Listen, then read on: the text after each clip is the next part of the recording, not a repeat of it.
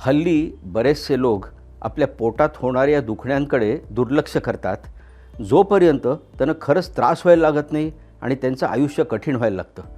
आता ॲसिडिटी, पोट फुगणं किंवा बद्धकोष्ठता किंवा कधी-कधी पोटामध्ये दुखणं हे सगळे सिम्प्टम्स कोणाला वाटतं की स्ट्रेसमुळे आहे किंवा चुकीच्या खाण्याच्या पद्धतींमुळे आहे किंवा बिझी लाईफस्टाईलमुळे आहे.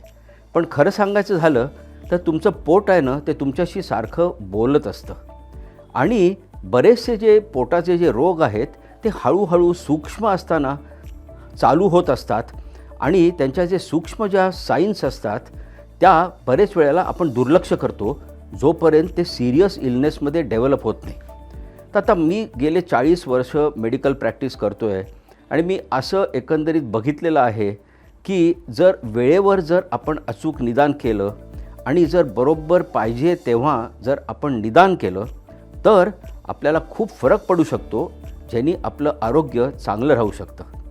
तर 29 मेला वर्ल्ड डायजेस्टिव्ह हेल्थ डे आहे.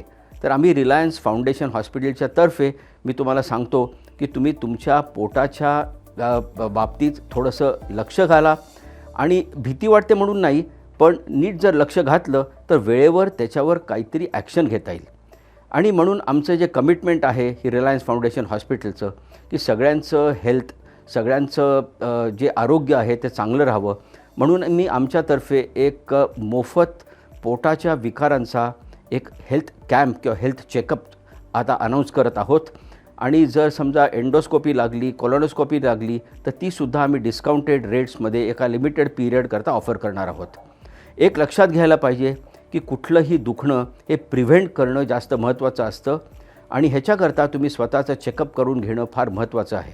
म्हणून मी तुम्हाला सांगतो की लवकरात लवकर हे फ्री कन्सल्टेशन जे आहे त्याच्याकरता तुमची नोंदणी करा.